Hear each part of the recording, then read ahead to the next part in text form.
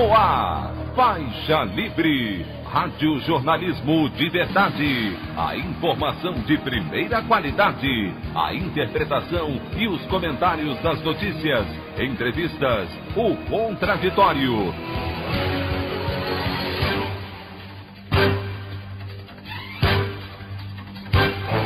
Tudo para aproximar você cada vez mais da realidade do Brasil e do mundo. Apresentação: Paulo Passarinho.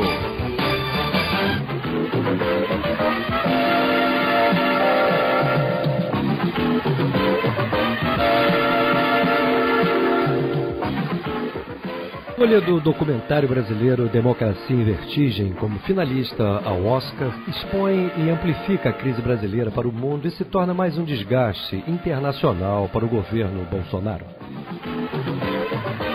Resistência dos trabalhadores da Casa da Moeda contra a anunciada privatização da empresa entra em seu 5º dia de greve.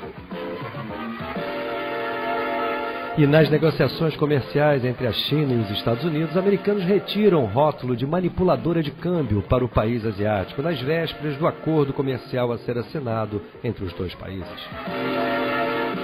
Essas e outras notícias nessa terça-feira, 14 de janeiro do ano de 2020, do programa Faixa Livre. O futuro se constrói com informação. Rede Bandeirantes de Rádio.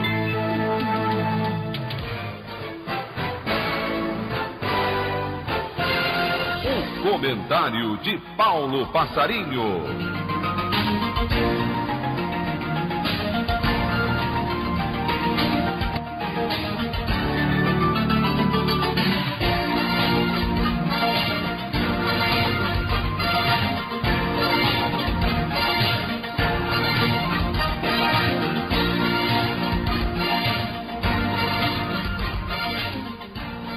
Bom dia, ouvintes. Ontem foi anunciado lá pela turma do Oscar, a turma da indústria cinematográfica norte-americana, os finalistas aí para a premiação anual, a premiação desse ano. E o documentário brasileiro Democracia em Vertigem, da cineasta Petra Costa, foi um dos finalistas justamente na categoria documentário. Essa escolha, evidentemente, tem uma natureza política.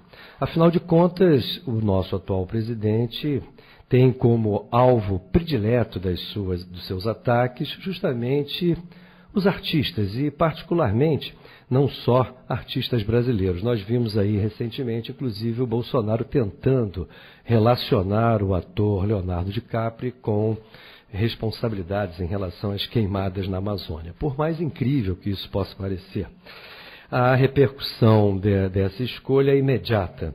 Basta ver, por exemplo, a reação de um dos porta-vozes das organizações Globo hoje no jornal da empresa da família Marinho. E por aí vai. O fato é que, independentemente dessa escolha, o efeito e principalmente da possibilidade real desse documentário ser escolhido como o melhor do ano passado, esse fato irá expor ainda mais a desgaste ao governo Bolsonaro e amplificar ainda mais também a projeção da crise brasileira ao redor do mundo. É mais um fator aí para refletirmos e principalmente para o próprio governo brasileiro tirar as suas conclusões e principalmente lições.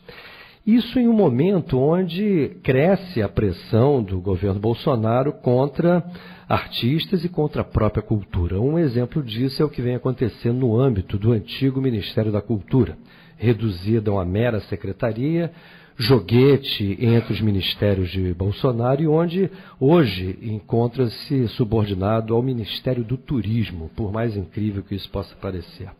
Ontem tivemos, por exemplo, uma manifestação na porta da casa de Rui Barbosa.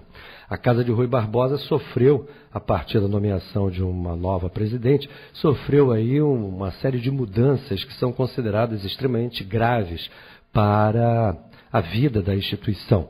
com a destituição de funcionários de carreira que ocupavam postos importantes na área de pesquisa.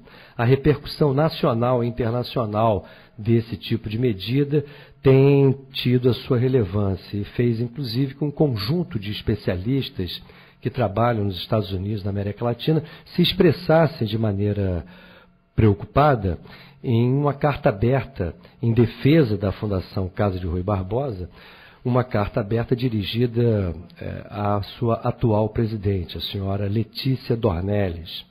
A carta, eu vou fazer a leitura agora, diz o seguinte: nós, os abaixo-assinados especialistas em Brasil, trabalhando nos Estados Unidos e na América Latina, queremos expressar nossa profunda preocupação com a tentativa de desmantelamento do Centro de Pesquisa da Fundação Casa de Rui Barbosa, por meio da exoneração do seu diretor e dos chefes dos setores de pesquisa, que além de serem dedicados pesquisadores, são profissionais de liderança em suas áreas de conhecimento.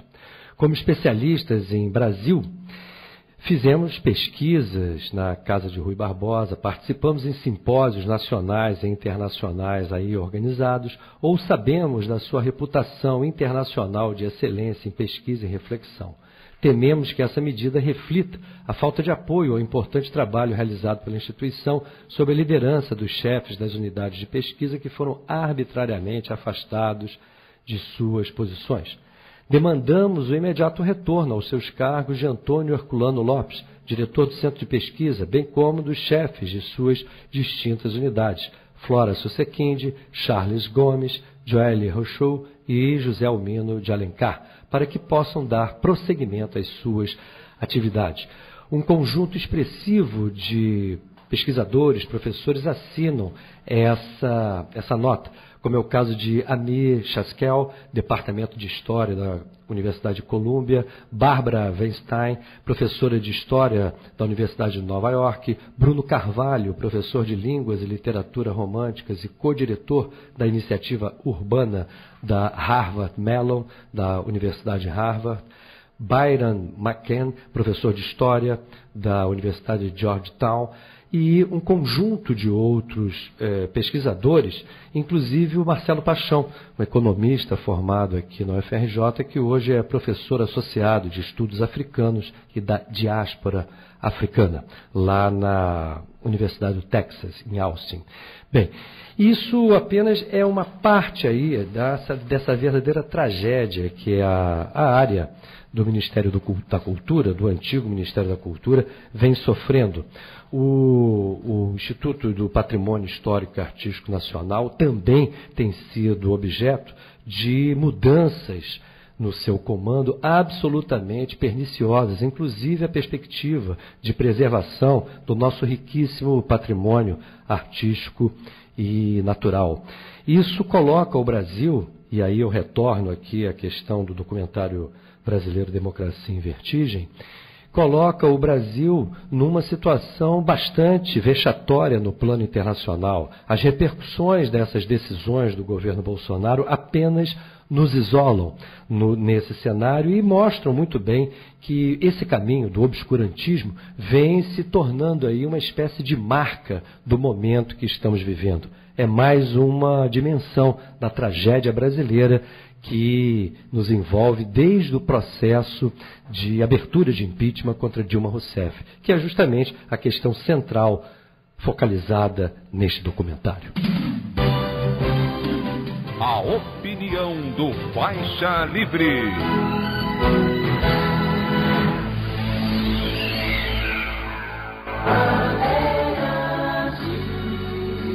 Estamos apresentando Faixa Livre. Petróleo, eles estão de volta. No Brasil Colônia levaram nosso ouro e agora estão levando nosso petróleo e gás. Voltaram, não para pagar a conta ou pedir desculpas, mas porque agora querem o pré-sal. Portugal com a Petrogal, Espanha com a Repsol, Inglaterra com a BG Group, Holanda e Inglaterra com a Shell.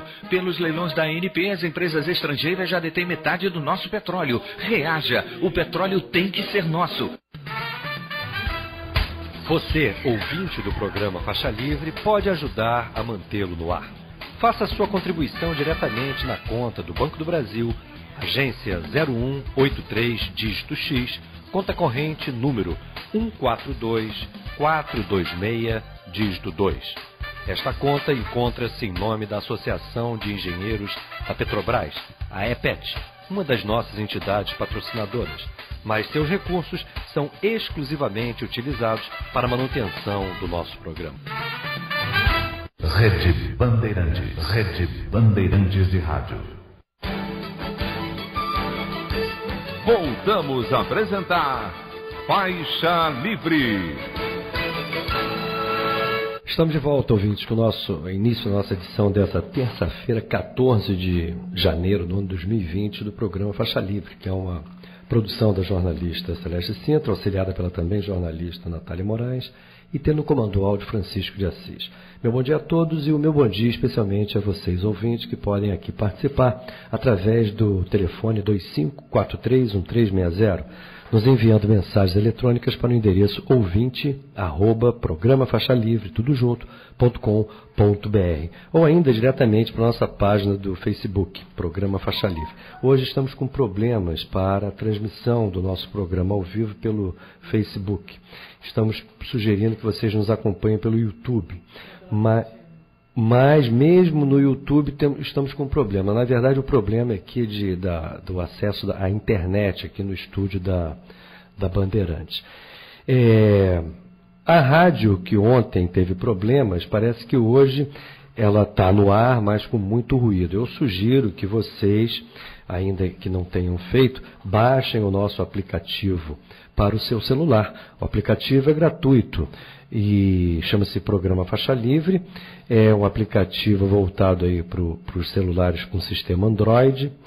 E há também alternativa de acompanhamento do programa através das nossas páginas. Tanto a página do Programa Faixa Livre, www.programafaixalivre.com.br, ou pela página da Associação de Engenheiros da Petrobras, www.aepet.org.br.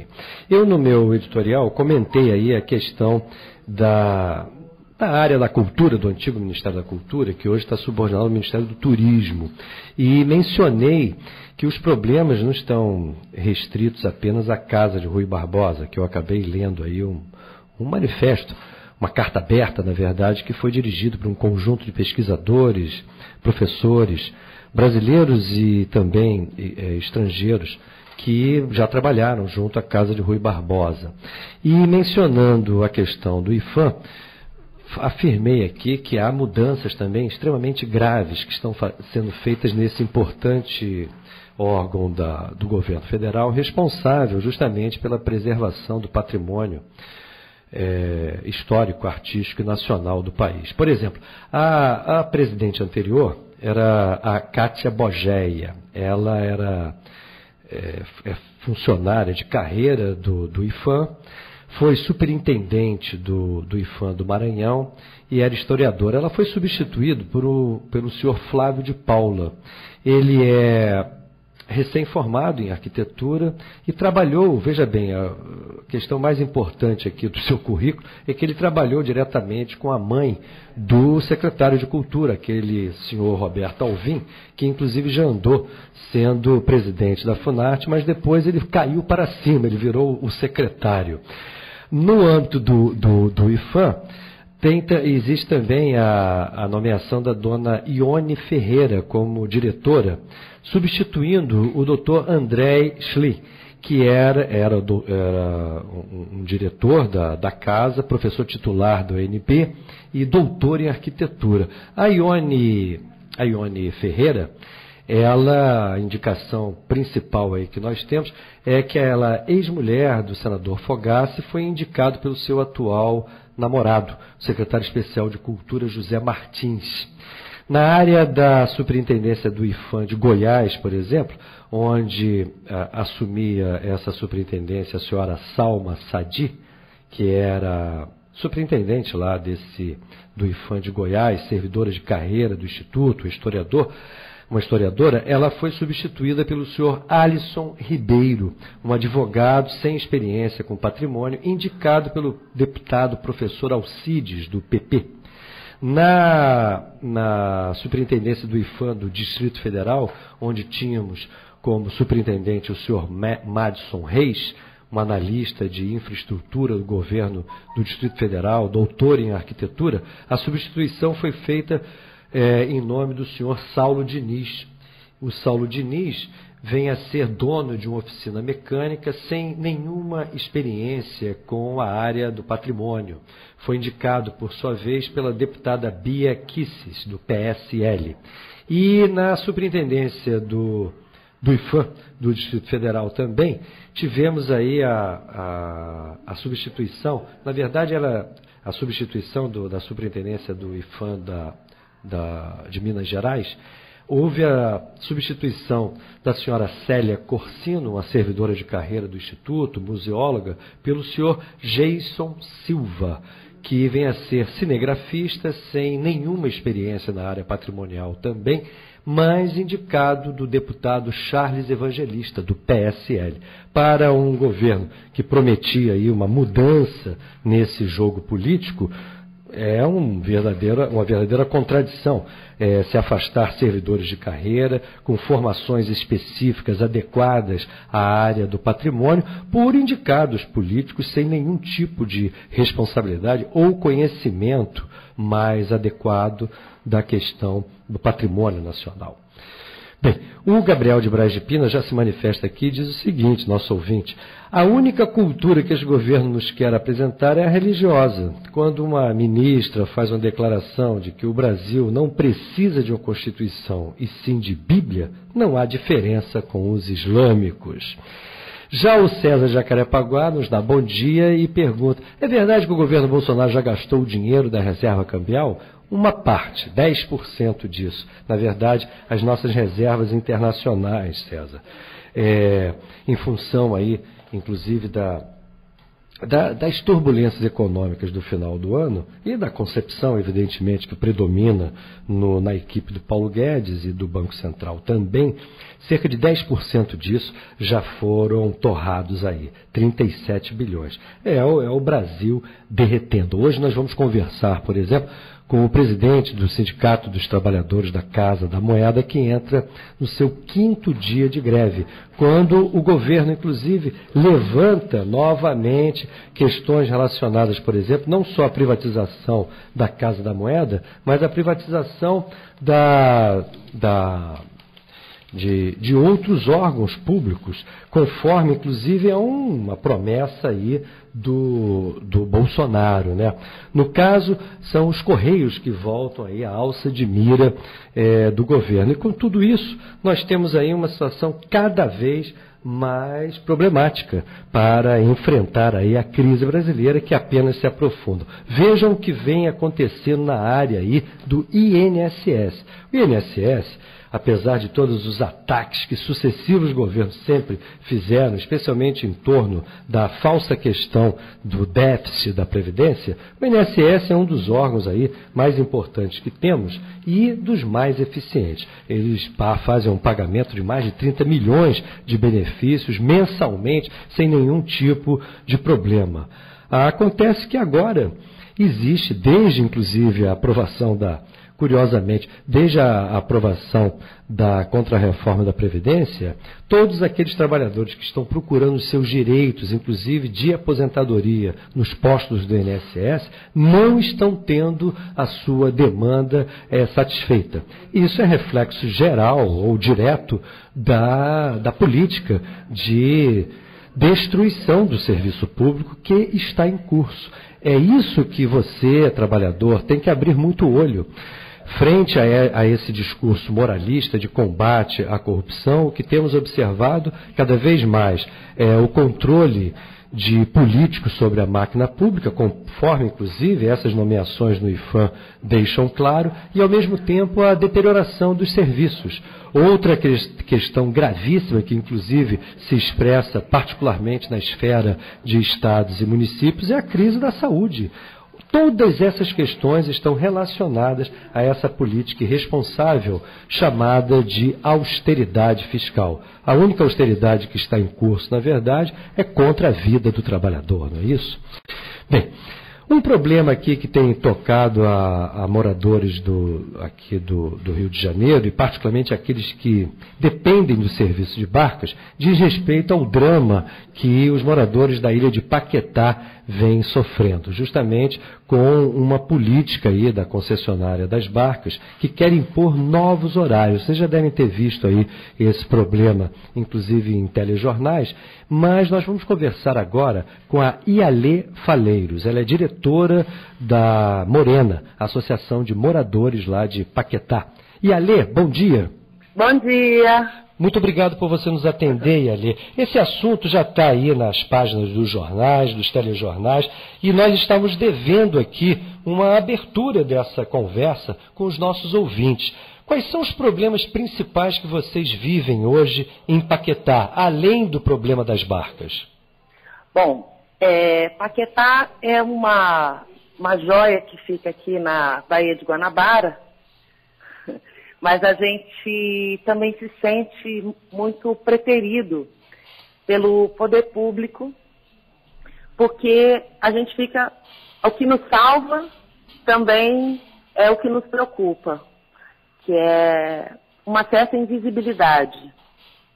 Né? A gente tem aqui uma lei, que é a lei da APAC, que é o único bairro do Rio de Janeiro que é inteiro uma APAC, que é uma área de preservação do ambiente cultural, mas, por outro lado, isso nos garante, então, né, o fato da gente ser uma APAC nos garante uma série de condições para manter características do bairro, né, manter a Ilha de Paquetá um lugar aprazível para todos. Por outro lado, a gente depende, né, por exemplo, administrativamente nós estamos ligados à Superintendência do Centro. Então, a gente tem assim, nossos materiais que chegam aqui, né, para cuidar da nossa ilha, eles vêm como sobras dos materiais do centro. E nem sempre eles são adequados para a preservação da nossa ilha. Isso é um aspecto. Para chegar aqui, o serviço da SEDAI, todos os serviços públicos, a gente depende da balsa, que é um outro meio de transporte que traz caminhão de serviço, que traz volumes grandes, né? A caçamba da Conlurb diariamente viaja nessa balsa. Então, isso tudo traz dificuldades adicionais para a gente. Mas, Ialê, essa balsa não se confunde com o serviço público das barcas, não é isso? Essa balsa é utilizada para os serviços de manutenção da ilha. Isso. A balsa, ela transporta todo o resto. A barca transporta todo o resto. O que é o todo o resto? Todo o resto é a nossa vida, né? A gente não tem nenhum acesso ao continente que não seja a nenhum continente, que nenhum bairro, nenhuma cidade, nada, a gente só realmente depende da barca para levar nossos cachorros para castrar, nossos gatos para castrar, para a gente, pessoa infectada, estabilizada aqui na nossa unidade de saúde, dinheiro, porque o carro forte não vem até aqui, a gente tem um banco, que é o Banco Itaú, e ele é abastecido também na barca, então vem os vigilantes, pessoa que é presa aqui em Paquetá, ela é transportada na barca para o continente, caixão, quando a pessoa morre, ela viaja, faz a sua última viagem na barca, além de ser o nosso transporte diário, mas é um transporte muito peculiar, né, porque transporta tudo isso ao mesmo tempo. E Alê, o ponto que vocês têm aí de contato com o continente é apenas a Praça 15, não é isso? É isso. A nossa vida está organizada em torno desses horários, né, que são horários que estão aí desde 2014, 2015, e a gente já se programa para isso. A gente fez uma pesquisa agora recente para embasar a Defensoria Pública, que está nos defendendo, né, defendendo a coletividade de Paquetá, nesse caso, né, em relação a uma grade de horários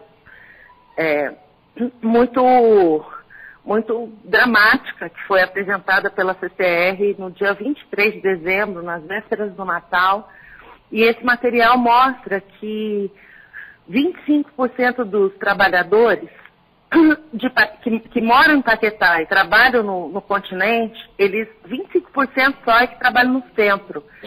Né? A grande maioria, os 75% dos trabalhadores de Paquetá, trabalham em outros bairros. E a gente, então, precisa chegar na Praça 15 e tomar outro transporte, seja para a Zona Norte, seja para a Zona Sul, para poder chegar ao nosso trabalho. O horário já foi alterado ou existe a intenção por parte da concessionária de alterá-lo?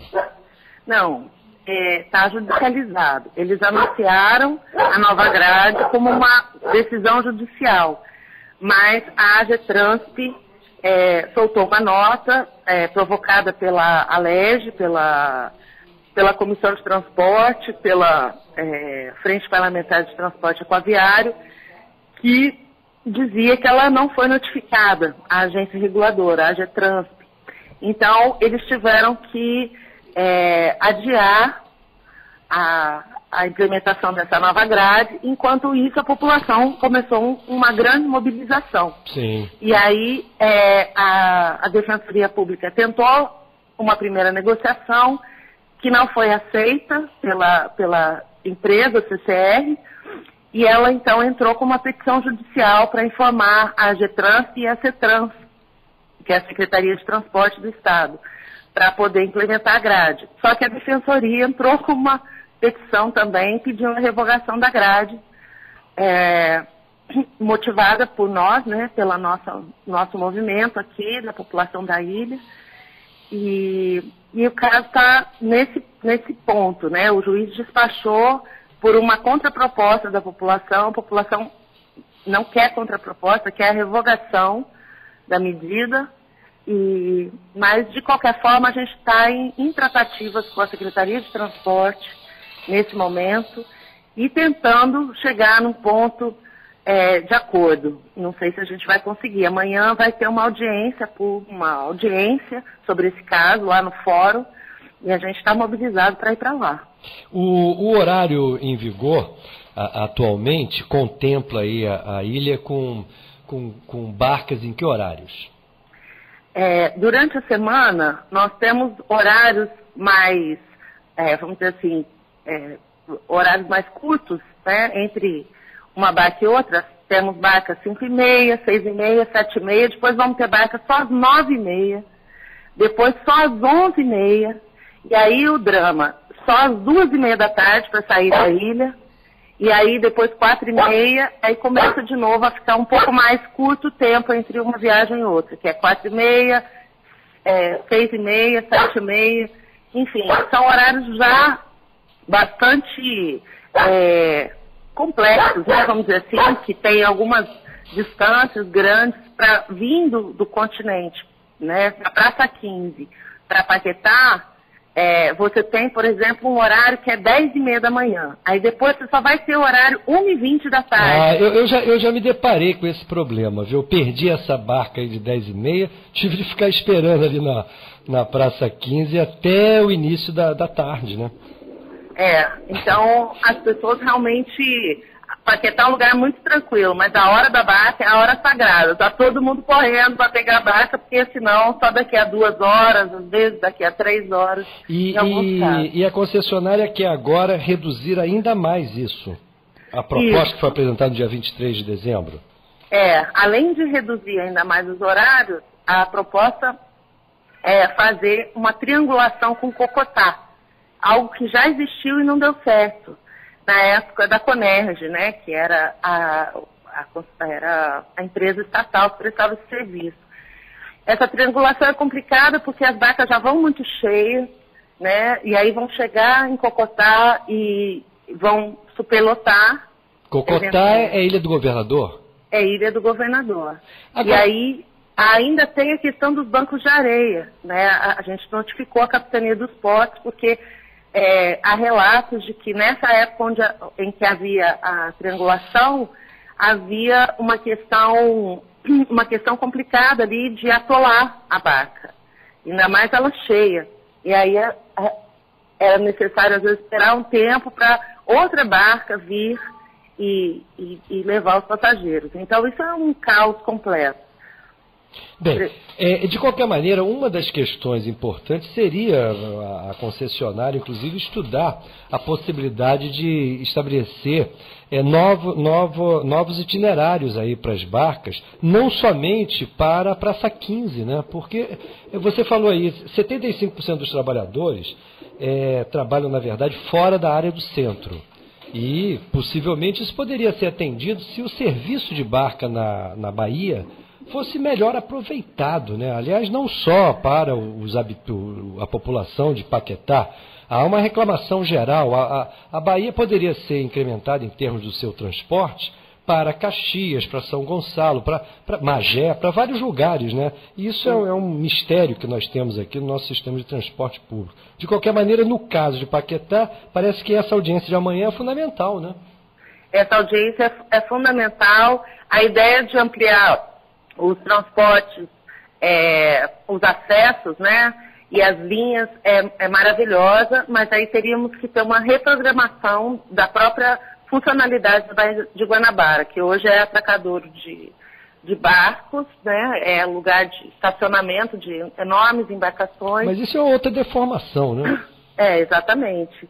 Mas a ideia seria ampliar horários e não reduzir horários, né? A gente também tem um outro problema aqui, que são os serviços que funcionam na ilha. Então, sim, o Hospital Público informou também, no material que a gente enviou à Defensoria, informou que vai ser inviabilizado o serviço de hospital, porque os trabalhadores do hospital, daqui de Paquetá, dependem também da barca, e esses horários modificando, isso vai gerar um transtorno enorme, além das escolas. A gente tem uma escola que funciona no período de 8 às 16 horas, que é a escola que funciona da creche ao 9º ano, e ela também tem professores que vêm do continente. E a gente tem ainda a escola noturna, essa então, que é do ensino médio.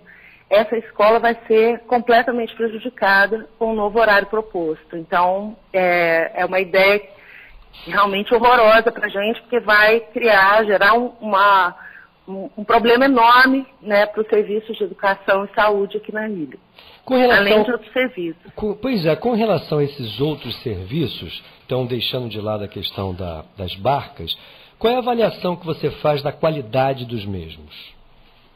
Na ilha de Paquetá a gente tem, felizmente, por conta também de bastante mobilização e envolvimento comunitário, a gente preza muito pelos nossos serviços aqui.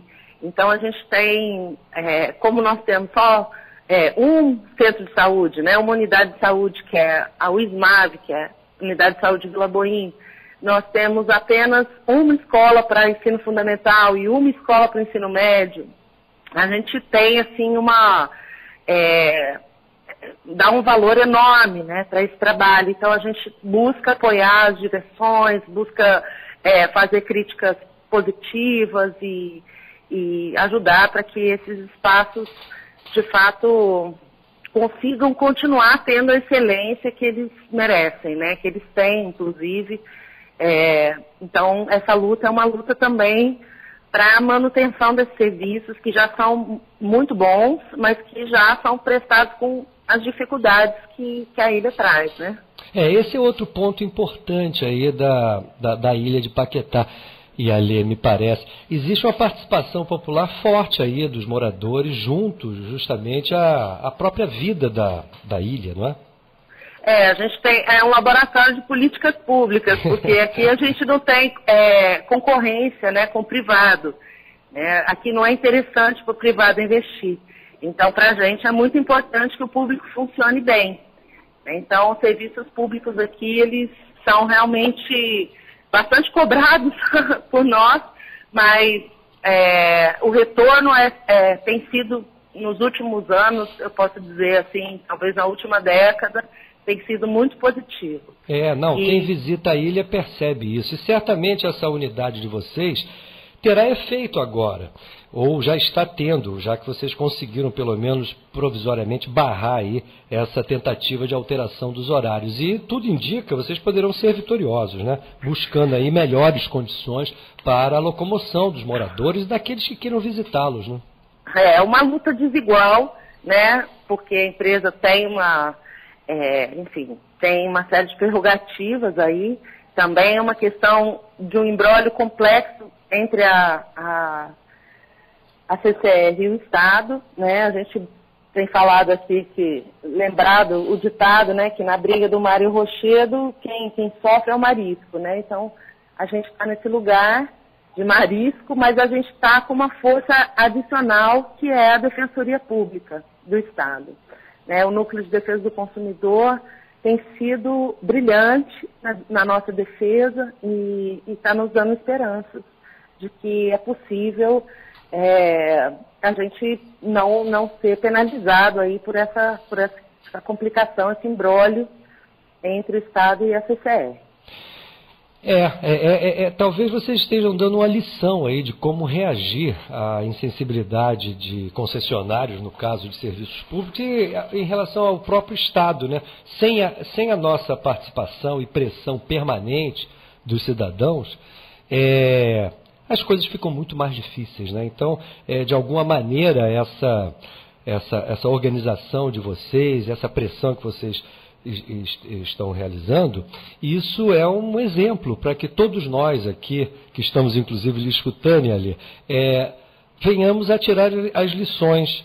Muitas vezes a gente se defronta aí com problemas provocados aí pelos governos, pelos administradores, e o caminho da pressão através da unidade de todos aqueles que estão sofrendo essas medidas é fundamental. Nesse sentido, eu acho que é muito importante esse teu depoimento aqui no nosso programa como uma lição de como as comunidades devem se organizar para lutar pelos seus direitos. Muito obrigado pelo teu depoimento. Obrigada. Eu queria só registrar que a Associação de Moradores de Cocotá também, lá da Ilha do Governador, está mobilizada, está com a gente, e quem sabe a gente consegue também, nessa luta, envolver uma luta por melhoria para também a grade de horários para Cocotá, que já foi bastante reduzido. Exatamente. Esse é outro grupo de moradores que sofre muito aí com a política aí da concessionária atual das barcas. Muito obrigado, Ialê. Um bom dia para você. Obrigada, bom dia. E boa sorte amanhã lá na audiência, hein? Obrigada. Conversamos aqui com a Ialê Faleiros. Ela é diretora da Morena, Associação de Moradores de Paquetá. E agora nós vamos ao nosso primeiro intervalo, voltaremos em seguida. Rede Bandeirantes de Rádio. Informação sempre na frente. Estamos de volta, ouvintes, com nossa edição dessa terça-feira aqui do programa Faixa Livre. E agora nós vamos conversar com Gustavo Castanhon, professor de Filosofia e Psicologia da Universidade Federal de Juiz de Fora e membro da direção nacional do PDT. Gustavo Castanhon, bom dia. Bom dia, Paulo. Como vai? Bom dia para os leitores do Faixa Livre. Vamos indo, né, Gustavo? Eu aproveito e desejo aí, na medida do possível, um ótimo ano aí para você, esse ano 2020 que já se inicia completamente trepidante, não só no plano nacional, como também no plano internacional. Mas o que nos interessa aqui conversar com você agora, nós já conversamos aqui acho que já no final do ano passado, né, uma conversa muito importante, e queremos retornar de alguma maneira a essa conversa contigo, procurando olhar aí como que você vê esse segundo ano que se inicia do governo Bolsonaro. O que a gente pode esperar de acordo com o teu ponto de vista? O que a gente pode esperar de um ser humano como o Bolsonaro, do governo, de seres humanos como o ministro da Educação, né, ou a ministra Damares, ou até mesmo um homem como Paulo Guedes, né, cujo auxiliar foi indiciado aí naquelas fraudes de fundo de pensão que ele está envolvido também. Ele está envolvido. Semana passada, né? E Sérgio Moro, né, como ministro da Justiça, juiz que, sendo juiz, fez um monte de curso no FBI, fora do país. Enfim, a gente só pode esperar desgraça, né? No fim do ano passado, eu até publiquei um artigo, está disponível no portal Disparada, em que eu fazia previsões sobre esse ano e analisava, foi bastante extenso e tal. Eu creio que o índice de acerto foi bem alto mesmo, bastante alto. E eu, para esse ano aí, eu vejo, assim, eu acho que existem 4 núcleos básicos que apoiam o governo Bolsonaro. É uma coalizão entre 4 grupos políticos, já que os partidos no Brasil se tornaram muito fracos. Tem um núcleo duro, que é realmente, eu chamo de Bolsolavete, né? Que acho que o núcleo duro do Bolsonaro são os imbecis do Olavo de Carvalho. E é esse mesmo, Itamar, Weintraub, e o núcleo clã do Bolsonaro. Esse núcleo duro já rachou com o próprio partido que elegeu. É incrível um presidente popular ainda no cargo, no primeiro ano de governo, rompe com mais da metade da bancada que foi eleita totalmente dependente por ele, e tinha um governo todo pela frente. Quer dizer, esse é o nível da incompatibilidade dele com a vida política e com o nível de deslealdade política dele. Isso indica um período turbulento pela frente. Então tem o grupo da Lava Jato, representado pelo Moro, o Lava Jatismo, ainda está aliado no governo, embora cada vez mais insatisfeito. O núcleo militar também cada vez mais insatisfeito. Acho que os atritos com o Guedes estão cada vez maiores, levando a um ponto de não retorno que vai chegar em breve, na minha opinião. E o núcleo neoliberal dos saqueadores, né? Tem o núcleo do Guedes. E que o mercado está relativamente satisfeito com o desmonte aí do Bolsonaro, mas é menos insatisfeito que no fim do ano passado ele esperava uma melhora econômica que não virá, né? Então, na oposição, eu vejo, e claro, isso sustentando o governo, ainda tem o grupo dos evangélicos. Então, o grupo dos evangélicos um pouco mais de fora desse núcleo duro, mais associado diretamente a Bolsonaro. E, enfim, na oposição, acho que tem toda a classe política hoje em dia já estão, né, unificadas em relação ao Bolsonaro. Eu acho que o impeachment do Bolsonaro hoje já cometeu 7 crimes de responsabilidade. É uma questão só de popularidade. Se a popularidade cair muito, vai vir, porque a classe política é completamente convencida que ele é impossível. Os católicos estão nessa posição, né, a imprensa liberal convicta que tem medo dos arroubos anti-imprensa dele, o trabalhismo, o nacionalismo, né, e o petismo. Então eu vejo esses grupos de oposição aí ao Bolsonaro. E assim, a gente acha que quando tem que avaliar um governo para frente, basicamente é economia e política, né? E rumo econômico vai determinar grandemente o cenário político. E a gente vê aí os especialistas dizendo que no último trimestre do ano passado a gente estava crescendo a um ritmo de 2% ao ano. Quando eles falam isso, eles querem dizer o seguinte, que se pega aquele crescimento daquele trimestre e anualiza, né, você estaria crescendo 2% ao ano. Mas não sei se você se lembra, no fim de 2018, esses mesmos especialistas diziam, os economistas diziam a mesma coisa, nós estávamos crescendo a ritmo de 2,3% ao ano. E os caras afundaram a economia em pouquíssimo tempo. Eu também fiz minha aposta de menos de 1%. Errei porque parece que vai chegar a 1%. Mas, enfim, eu não sou economista, eu larguei a faculdade de economia no quinto período. Então, eu calculo de maneira mais primitiva. Minhas expectativas são mais primitivas do que as dos economistas. Talvez por isso costume acertar mais até que eles. Mas o que eu vejo é que,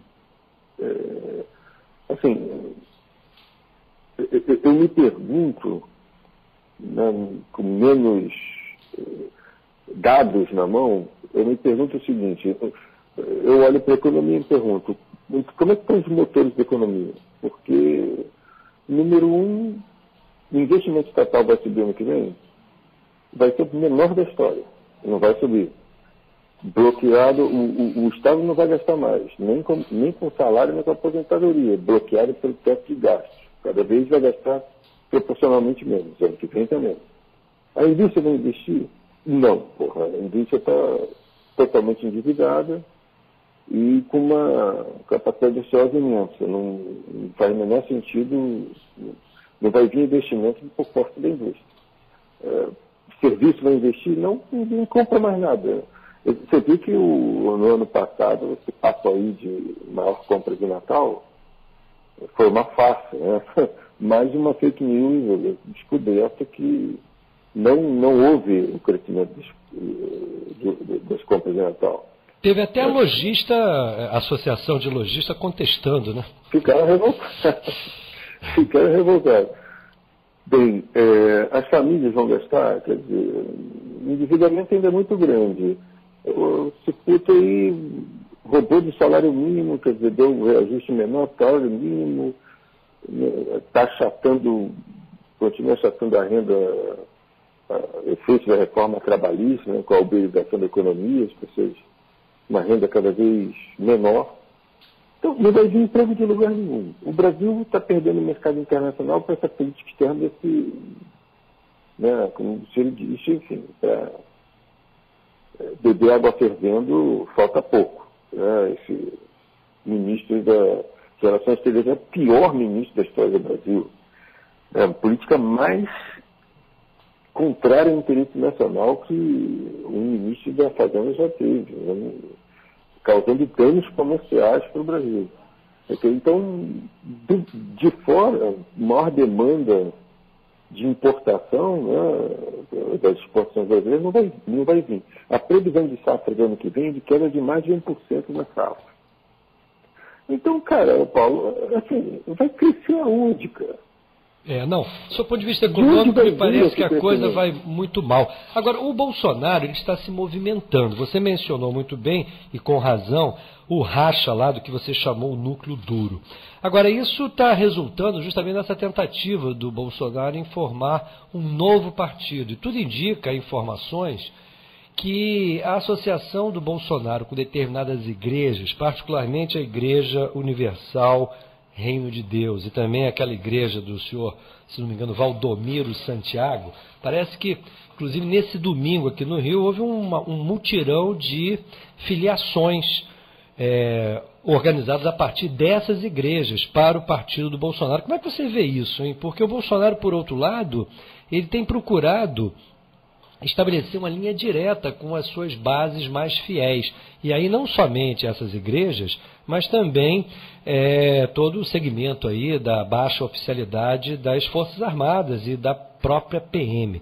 Eu tenho registrado aqui que não há semana em que o Bolsonaro não compareça a alguma solenidade dentro de quartéis tanto da PM como das Forças Armadas. Como é que você vê essa movimentação do Bolsonaro? Olha, Paulo, veja bem, claro que é preocupante. Acho que ninguém pode menosprezar. Eu nunca fiz isso. Na verdade, realmente, eu achei muito apavorante a eleição do Bolsonaro. Mas ninguém pode menosprezar um fascista sentado numa cadeira de representação política, né, executiva. Você não tem como, é uma ilusão achar que você pode ficar seguro quando um fascista de fato está sentado numa cadeira da presidência da República. Agora, eu estava muito mais apavorado no início do ano passado. Eu acho que o Bolsonaro já perdeu muito da força inicial, muito mesmo, tanto do ponto de vista político quanto do ponto de vista de apoio popular. Eu acho que ele perdeu completamente o apoio da classe política, inclusive daquela que foi eleita por ele, dependia dele, tal o nível de mau-caratismo dele em relação aos próprios aliados, né, e incompetência política. Agora, eu não vejo, eu acho que ele perdeu grande parte do apoio na base das Forças Armadas, então o problema da presidência foi grave, desgastou muito ele com a base, e com sindicatos de policiais também. Eu não vejo ele com o mesmo apoio, embora, enfim, está vivo, está sentado na cadeira e está trabalhando, ele pode recuperar parte desse apoio. Igualmente os evangélicos, porque tem um problema que é o problema de um ano, Paulo, assim, no primeiro ano, principalmente, né, os eleitores, quem votou, tem que justificar seu voto. Né? A teoria dela tinha marcado o da jaca, que não vai dar tempo de explicar aqui. Mas, assim, quanto mais uma pessoa erra, mais ela, na verdade, se agarra ao erro e tenta justificar o erro por algum tempo. Isso tem um limite. É verdade. E esse limite... então as pessoas se apegam muito aos seus erros, mais do que aos seus acertos, é impressionante, mas por um tempo. Né? Então, esse limite de um ano é um limite psicológico assim, razoável nos governos. As pessoas depois de um ano começam a cobrar o governo. Então, vai aumentar muito aquela proporção aí de 12%, que as pesquisas dizem que atribuem o resultado da política econômica a este governo agora. A maioria atribui ao Lula e à Dilma. A Dilma com razão, né, que é a principal responsável por isso tudo aí. Agora, esse negócio do liberal, né, porque o neoliberal, e isso a imprensa que ainda está segurando muito o Bolsonaro na questão econômica. Isso aí, eles tentam atacar na questão ética aos poucos, tentando fazer o mesmo movimento de chantagem e sequestro do Bolsonaro que tentam fazer com todo governante, mas ficam defendendo a depenagem do país pelo Paulo Guedes, que são sócios dessa depenagem. Né? Agora, também tem um problema que neoliberal de verdade, quando ele é sincero, não é um picareta remunerado que está sendo pago para mentir e enganar enquanto os patrões roubam.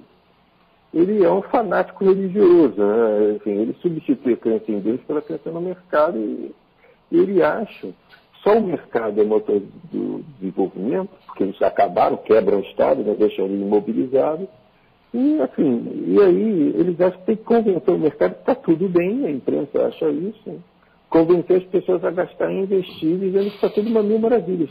É por isso também que você liga a Globo News e a economia está fantástica, desde que um liberal esteja sentado na cadeira da presidência. Estava brincando outro dia da economia. Quer dizer, com o manteiga crescendo a 8%, eles diziam que o Brasil estava destruído. Você ligava a TV, e o Brasil está fodido, é uma política irresponsável, né?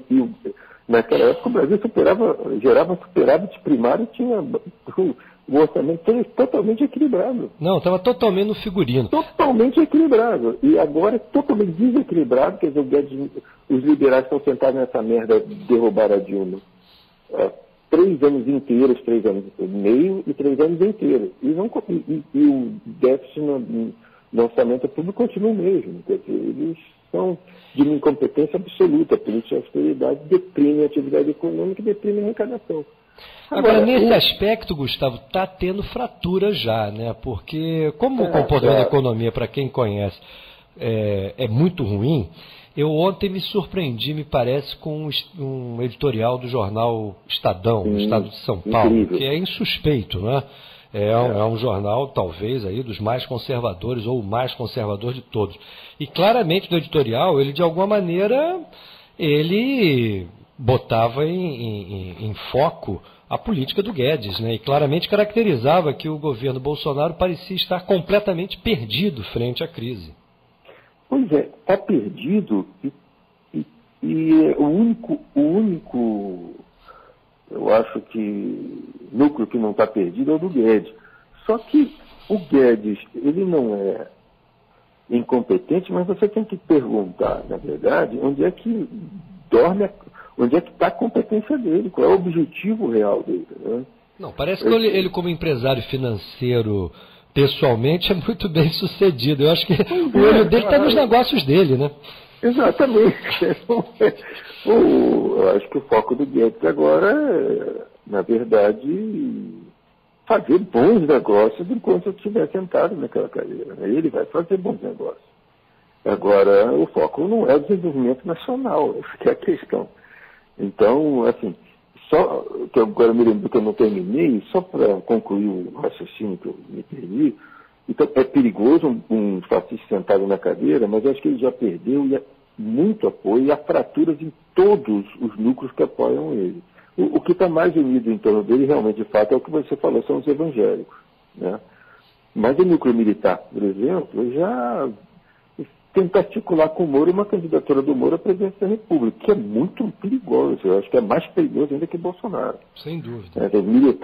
Os militares e o Moro fecharem, né, e submeterem o país a um governo sob comando dos Estados Unidos novamente, mais 4 anos, mas um cara muito mais equilibrado e perigoso, né, que destruiu a economia brasileira. O Moro é o maior responsável individual por destruição de riqueza nacional na história do Brasil. Você acha isso, né? Eu acho isso, com a Lava Jato. Mas você acha que o governo Dilma ajudou demais, né? Como?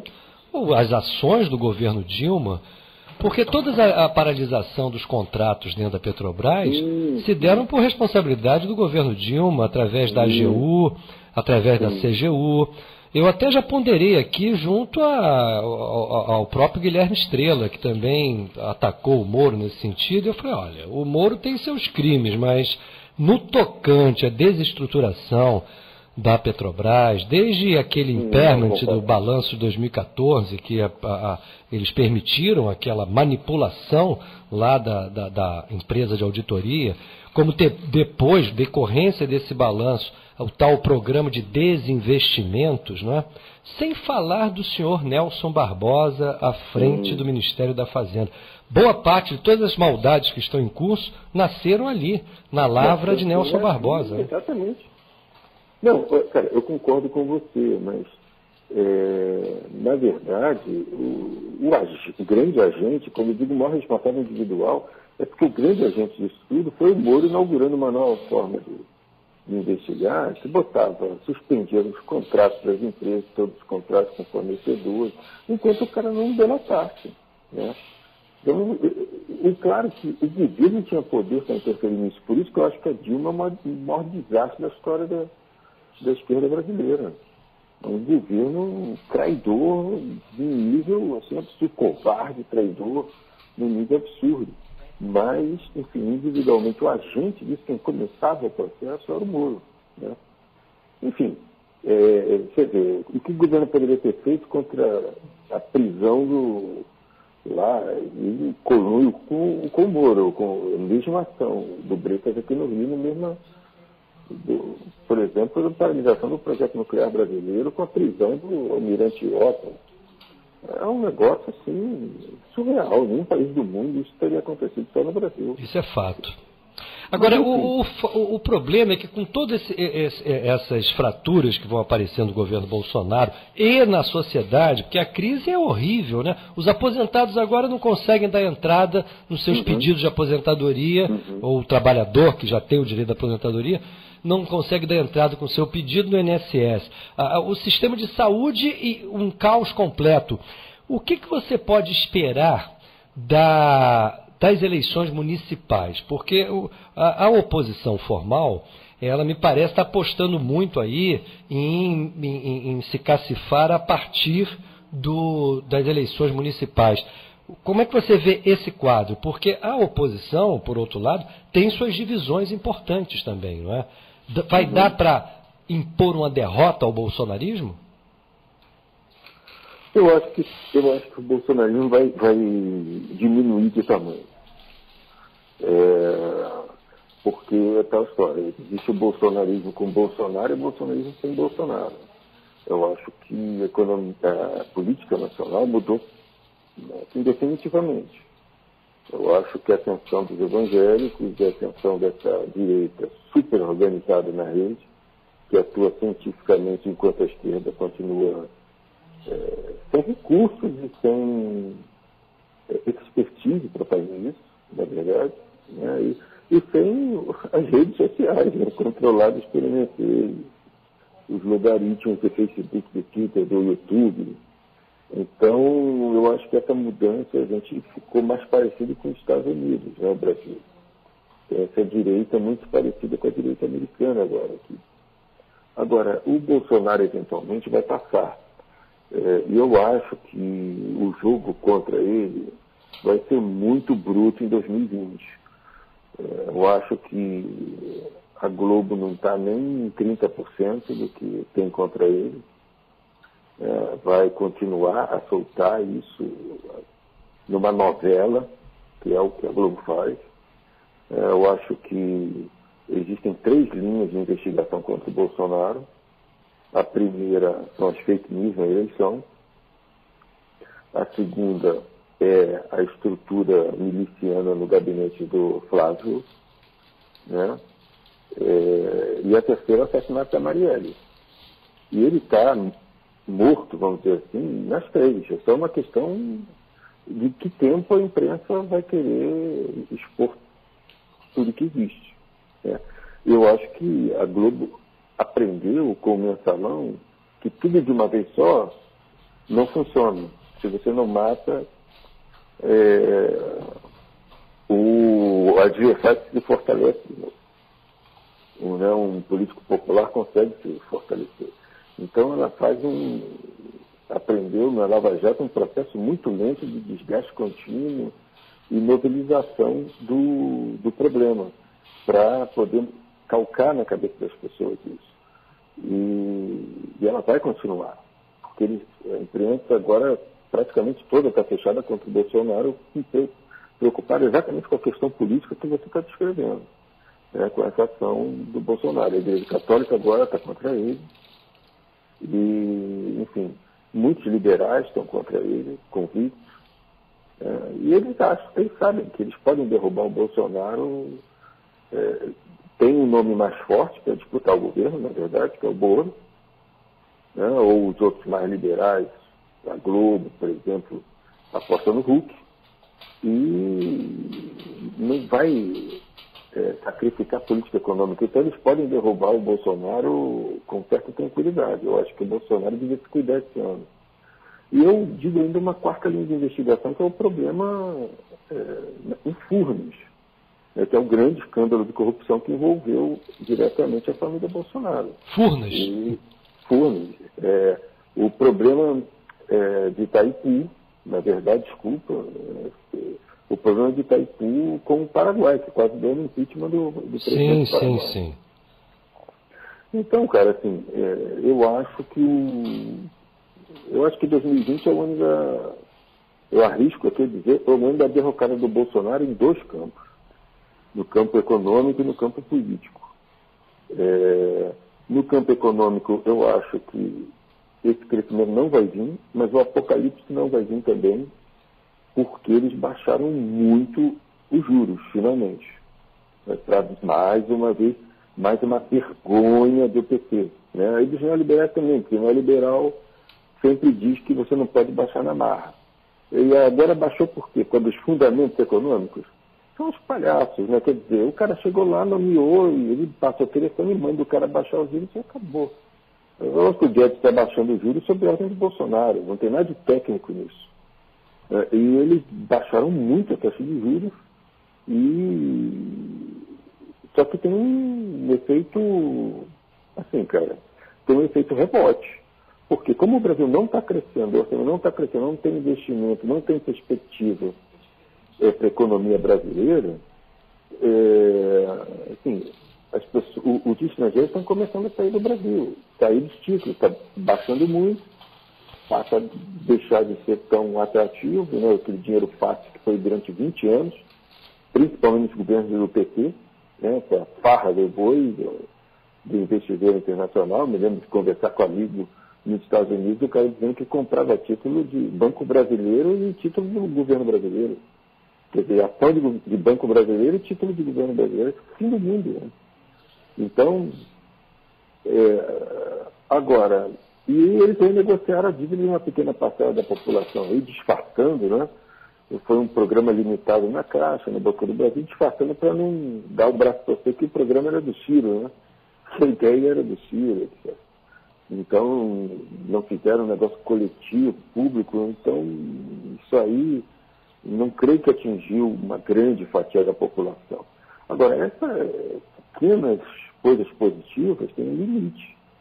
Porque se a fuga de capitais do Brasil com juros baixos continuar, né, e já torraram quase 50 bi de reservas esse ano, o Brasil está impedido de crescer porque não investe. Né?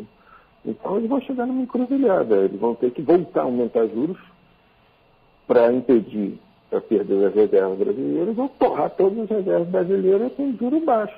Mesmo assim, vai chegar no limite quando acabar, aí, acho que tem anos, vai ter anos aí torrando a reserva, pode ir até o fim do governo Bolsonaro, se tudo der certo, torrando as reservas, mas quando chegar lá vai ter que, sem reserva, vai ter que aumentar juros e sem possibilidade de baixar. Então, assim, se aumenta juros, eles explodem o orçamento, que eles não conseguiram diminuir o déficit. Se eles não aumentam, eles explodem as reservas, né? Mas um pouco mais a médio prazo. Então, o Guedes, eu não acho que ele não está vendo isso, ele está vendo. Eu acho que ele tem uma política ele quer viver 3 anos, ficar vivo 3 anos, entregando todo o Estado brasileiro. Esse é o projeto dele. Né? Sabe-se lá em troca de que benefício, né? Que eu não vou especular aqui. Mas o projeto dele é esse. Se ele conseguir segurar aí 2 anos, 3 anos, entregando todos os nossos estatais, fez o trabalho dele. Né? Você falou em derrocada do campo político aí do Bolsonaro esse ano. Você acha que com isso o teu PDT, por exemplo, poderá levar vantagem? Porque nesse campo mais da oposição há uma disputa clara hoje entre o PDT e o PT. Como é que você vê essa questão? Porque parece que, em primeiro lugar, o PSB e o PCdoB vêm sendo tensionados também por essa disputa. E, por outro lado, parece que tanto o PDT quanto o PT veem com bons olhos a possibilidade de uma aliança com setores do centro. Como é que você vê? Quem é que vai poder ter vantagem nisso? Olha, cara, eu acho que sim, a vantagem é nossa, assim, claramente. Né? Por vários motivos. Porque essa derrocada do Bolsonaro, essa perda de popularidade do Bolsonaro, como você pode constatar, não resultou em nenhuma melhora do antipetismo no país. Não está revertendo o antipetismo. Não está aumentando a popularidade do Lula, não está aumentando a popularidade do PT, as intenções de voto, muito pelo contrário. O que você vê hoje, por exemplo, o Lula continua, claro, a estratégia dele, primeiro, o objetivo dele é impedir o fortalecimento do PDT e do Ciro. Esse é o objetivo político número 1 do Lula. E ele está tendo dificuldade, ele consegue, por exemplo, tenta evitar que a Marta venha para o PDT, mas Marta Suplicy? Marta Suplicy, por exemplo. A Marta Suplicy pode ir para o PDT? Pode ir. E você acha isso bom? Eu acho muito bom, claro que eu acho muito bom. E acha bom também ela voltar para o PT? Não, eu acho que seria muito ruim para ela, né? E bom para o PT, o que para mim é ruim, porque o PT para mim é o grande entrave da esquerda brasileira. É um partido de centro, que fez um governo de centro-direita e que destruiu a esquerda no imaginário popular e continua ocupando esse imaginário. Ele impede qualquer reorganização do campo progressista. Né? Aqui no Brasil nunca vai ter uma revolta como no Chile, por exemplo, no Equador, na Bolívia, porque a população, quando percebeu o desastre do neoliberalismo, não sabe para quem recorrer, porque acha que isso aí é a política da esquerda, que quem plantou essa merda é o. Então, isso torna muito difícil a reação popular no Brasil. Então, eu acho muito difícil. A própria derrocada do Bolsonaro se torna muito difícil, já estaria muito mais acentuada se do outro lado não fosse o PT. Aliás, a libertação do Lula foi muito providencial para trazer equilíbrio para o governo Bolsonaro, que estava em queda livre. Você é só olhar para o Datafolha, ele parou de cair imediatamente com a libertação do Lula. Foi impressionante. Ele finalmente conseguiu estabilizar. Ele estava ladeira abaixo. Então, eu acho o seguinte, o PT, eu acho que ficou muito, dentro da oposição, acho que está muito clara a divisão entre o PT, o bloco do PT. E, por exemplo, o PSOL renunciou, o PSOL foi oposição de esquerda ao PT durante 13 anos. Né? E agora, surrealmente, uma decisão estratégica absurda, que mostra que eles não querem ser governo nunca, eles só querem ser oposição realmente. É um partido que pensa pequeno e resolveu voltar para dentro do PT. O PSOL é hoje um apêndice da estratégia do PT e do Lula. Então, e se transformou nisso, amalgamou isso, né, o lulismo com o identitarismo na cabeça da população, o petismo, e virou voltou aquilo que se falava nos anos 80, petista, né, para designar toda essa espectro político.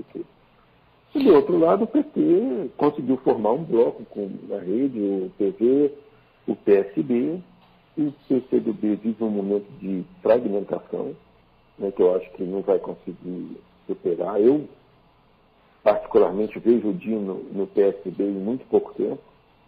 Acabou de sair o prefeito lá de Aracaju, não deve ir para o bloco petista.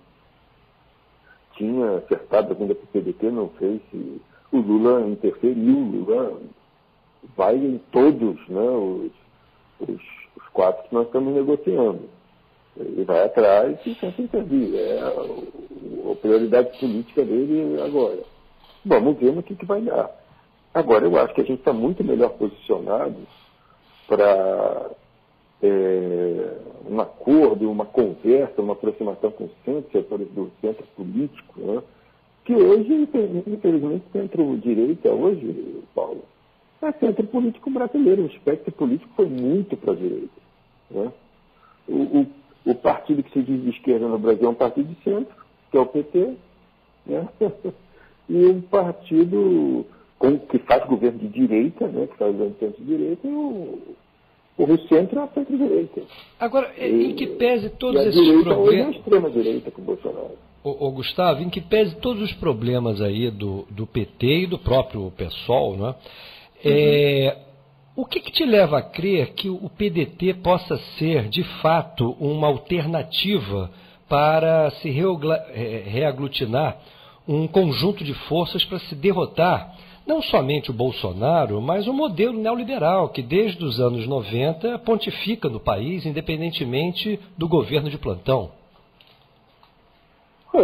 Paulo, o que me leva a crer nessa possibilidade, né, que nós temos que tentar. Eu não vou ficar em casa chorando. Né? Nós temos que tentar salvar nosso país. Então, o que me leva a crer nessa possibilidade, eu vejo 5 núcleos aí políticos se reorganizando para disputar com chance de 2022. Né, com chance de bem, né, com chance de ganhar. Tem uns que eu acho que não tem chance nenhuma de ganhar, mas podem chegar ao segundo turno. E é o caso do petismo, por exemplo. Eu acho que o petismo está condenado no Brasil. Minha avaliação, com toda sinceridade, a avaliação política é que o PT nunca mais terá chances nem de conseguir vencer a eleição no segundo turno, porque o Lula, inclusive, nunca mais vai ser candidato, muito menos de governar e construir uma maioria sólida, porque não tem mais a confiança de agente político nenhum no Brasil, da centro-esquerda à direita, ninguém mais confia. Ninguém mais faz acordo, ninguém mais quer acordo. Esse é um dos grandes problemas para o PT. Por que o PDT está mais perto de conseguir uma aliança com o centro? Porque o centro ainda conversa com o PDT, mas não conversa mais com o PT. Conversa com o PSB, mas não conversa mais com o PT. Ninguém confia mais no PT para nada. Não existe mais essa abertura. Então, esse é o número um. Essa é a questão número um. Número dois, porque a gente sempre é um partido pequeno que, claro, sofreu muito com a morte do Brizola. Inclusive, eu mesmo estava no PDT, eu voltei com a candidatura do Ciro. Mas a gente está tentando reaglutinar, não é só um partido, mas é um centro de reaglutinação de um espectro político brasileiro que estava adormecido, que é o do nacional desenvolvimentismo, do trabalhismo como um todo. Se a gente vai ser bem sucedido nisso, depende muito também de você, dos eleitores que estão tradicionalmente desse espectro e que, enfim, se dispõem a reorganizar esse campo político, que está muito desorganizado e estava quase morto no Brasil. E você tem que reconhecer, quem ressuscitou isso foi o Ciro. Foi o Ciro e toda a pregação dele de 2 anos circundando o país. Foi profeta aí do nacional desenvolvimentismo, com críticas ou não ao projeto que ele tem de nacional desenvolvimentismo. Então, esse é um segundo campo. Eu vejo que o PDT, mal ou bem, manteve sua identidade ideológica, com erros, com problemas. Um dos principais erros é a participação do governo do PT. Eu acho que o PDT não devia ter participado do governo do PT.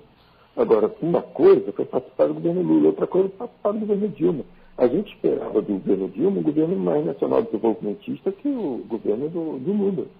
Né? Era a nossa expectativa por causa da história da Dilma. E, no entanto, ela senta lá, realmente tentou fazer melhor até 2013, quando vem a desorganização de 2013, aquela patuscada, palhaçada, aquelas micaretas na rua, né, para desestabilizar o país. Você acha que 2013 foi um equívoco aqueles que foram às ruas? Alguém ainda pode ter alguma dúvida disso? Eu tenho. Gerou para o país? Eu tenho. Então, outra coisa é que as forças políticas que souberam polarizar aquela insatisfação que me parece era legítima, né, Gustavo? Como era legítimo? Tudo é legítimo, claro. Mas que insatisfações, Paulo? Qual era a pauta?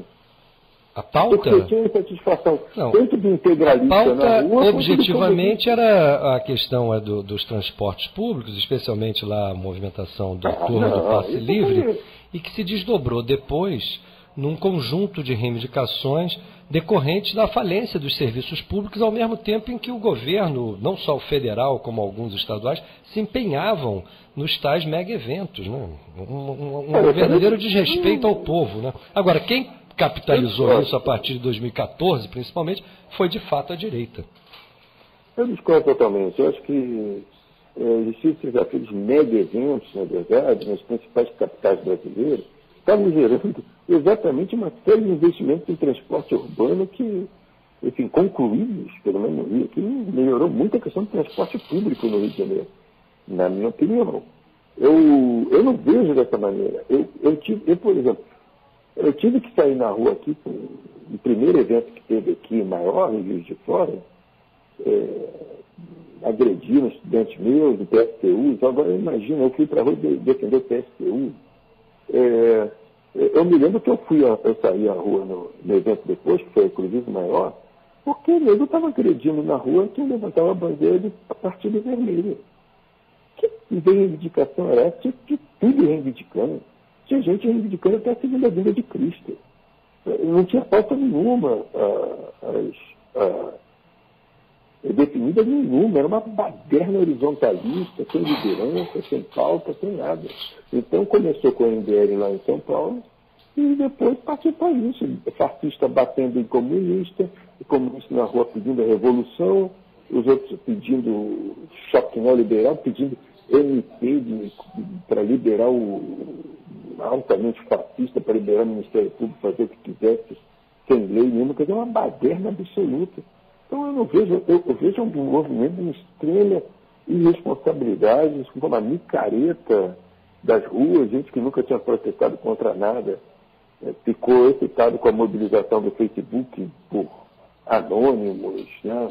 Tinha mascarado mobilizando no Facebook, mascarado mobilizando na rua, quer dizer, um movimento de uma irresponsabilidade, uma falta de direção, falta de liderança, falta de pauta, mas enfim, isso aí, eu estava até discutindo num grupo de WhatsApp meu aqui. Parece que lá no Chile acontece algo parecido. Você também acha uma estupidez essas manifestações lá no Chile? Não, até porque tem uma diferença muito clara, porque no governo tem um governo neoliberal, e lá tem pauta definida, e todo mundo que vai para a rua quer derrubar esse governo, essa Constituição, e inserir novo sistema de aposentadoria, novo sistema de educação. É muito diferente. Muito diferente. No Brasil, que eu estava na extrema-direita, Paulo. Extrema-direita, a gente com o sol na rua. E cada um reivindicando para si, delirando. É porque a esquerda estava no governo, Gustavo. Todo mundo, até esse pessoal do fascista achando que estava liderando uma nova revolução popular no Brasil. Ele tentou invadir o Congresso para fechar o Congresso em Brasília, sem controle nenhum. Tinha gente da rede misturada com fascista e com comunista tentando invadir o Congresso, uma baderna absoluta.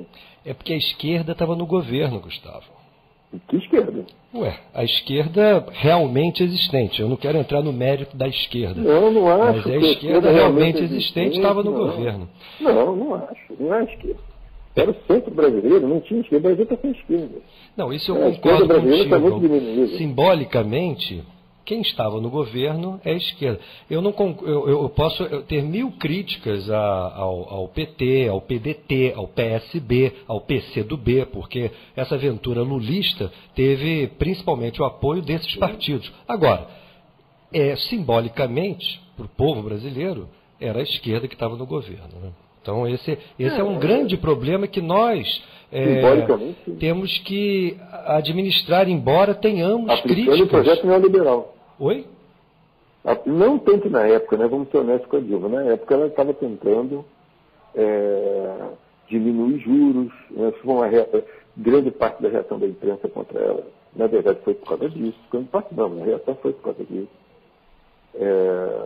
E, enfim, ela não estava nesse momento. A virada da política econômica dela foi exatamente quando ela teve que se compor com setores conservadores para deter 2014, desmobilizar 2013, né? Desmobilizar aquelas mobilizações, aí foi para água abaixo. A partir daí... O primeiro ponto dos 5 que ela divulgou para negociar foi a disciplina fiscal, ou o respeito à austeridade fiscal. Foi um acordo que ela chegou com a Globo e com o Fernando Henrique para todo mundo participar. Então é a esquerda do governo tentando neutralizar as manifestações com uma pauta que, convenhamos, aprofundava a crise, né? Mas, Gustavo, essa é uma conversa que sempre rende muito. O que nos importa aqui é ouvir as várias versões, as várias interpretações que nós temos. E o importante aqui é justamente esse espaço que a gente dá para dirigentes do PDT como você e de outros partidos, do PSB, do PSTU, do PT, do PSOL, para, de alguma forma, os nossos ouvintes e todos aqueles que nos acompanham tirarem as suas próprias conclusões. Nesse sentido, eu te agradeço muito. Acho que é a segunda vez que a gente conversa, né? É verdade. Eu que agradeço o espaço, imagina. E eu espero que a gente converse mais vezes aqui ao longo desse ano.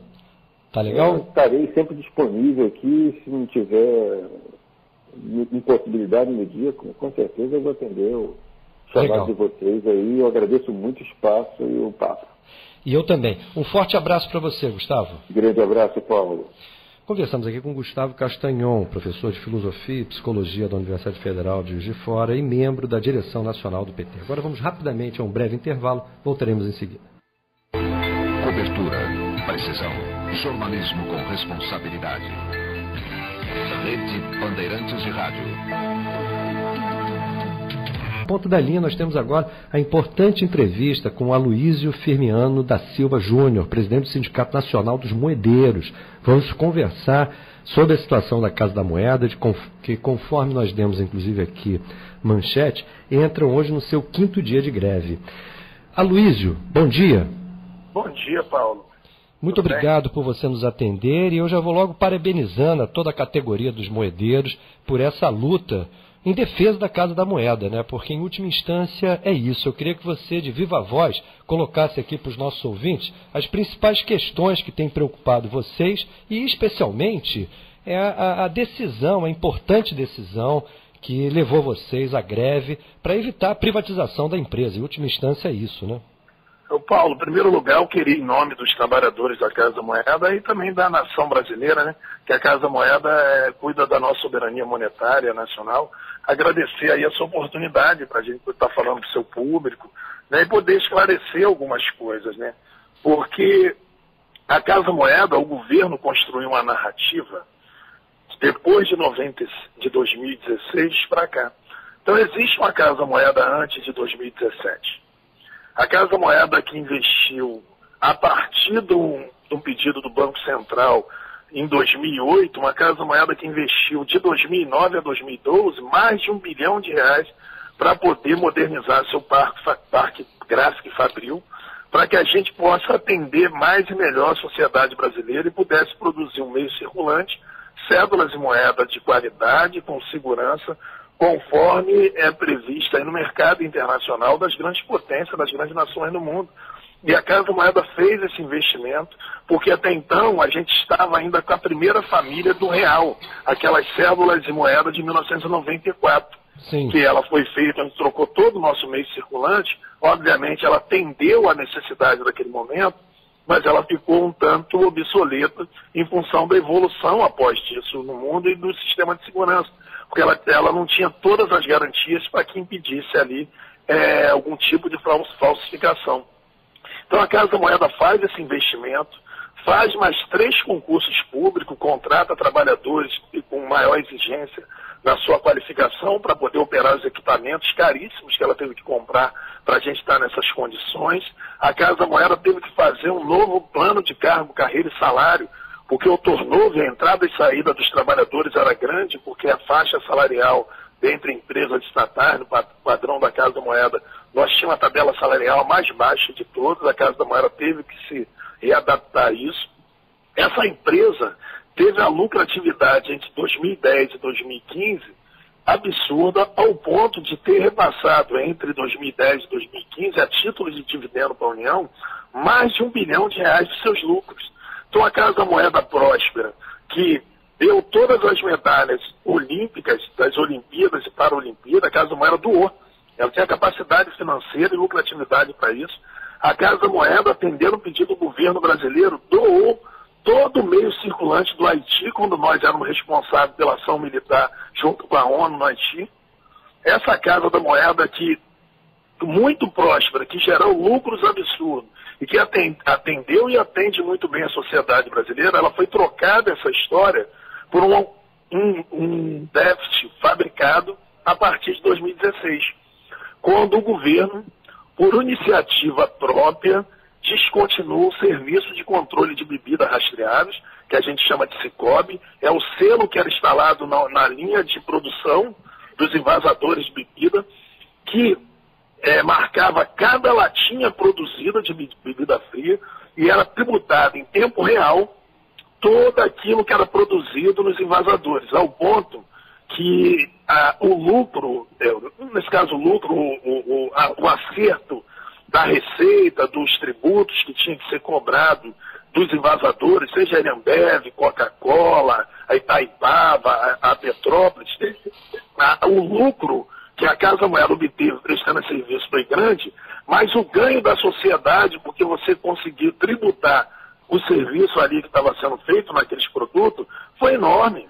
Você tem a ideia, quando eles descontinuaram esse serviço em dezembro de 2016, no ano seguinte, de 2017, a Receita Federal deixou de arrecadar 17 bilhões de tributo nessa área. E no ano de 2018 também, somando a 2019, deixou-se de arrecadar de tributo mais de 50 bilhões. E a Casa da Moeda deixou de arrecadar 1,5 bilhão no ano, seja 2017, 18 e 19, em função de descontinuar esse serviço. O Brasil, só para concluir, porque o marco foi a descontinuidade do serviço de controle de bebida. O Brasil era o 8º ou 7º país no mundo na produção de bebida fria, cerveja, refrigerante, água em lata, né? Quando passou a ter o controle, a partir da parceria da Casa da Moeda com a Receita Federal, o Brasil passou a ser o 2º produtor de bebida no mundo, sem produzir uma lata a mais de bebida, apenas tendo controle pelo Estado brasileiro.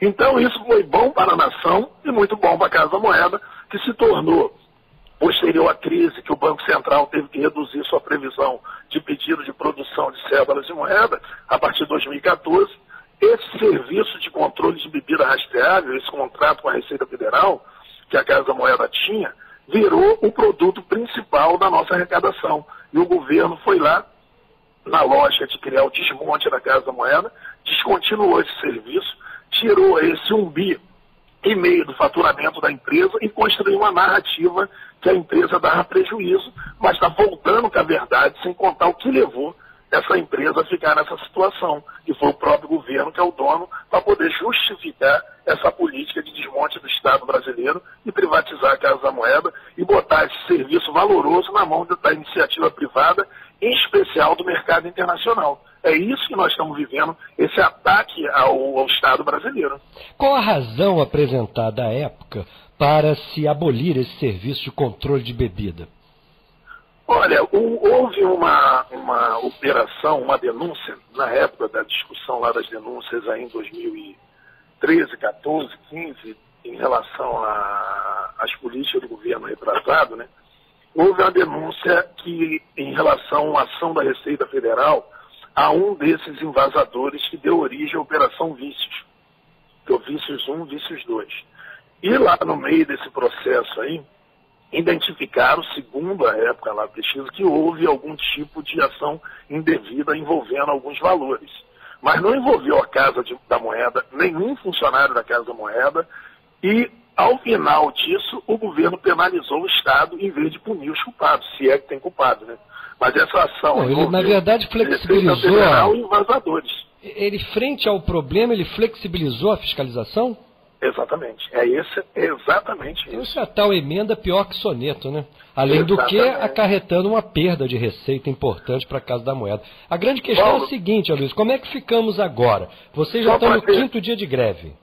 Só para atualizar, para você ver que a intenção é tão complicada, o que o governo fez ao final do ano passado, o atual governo? Ele mandou a medida provisória 902.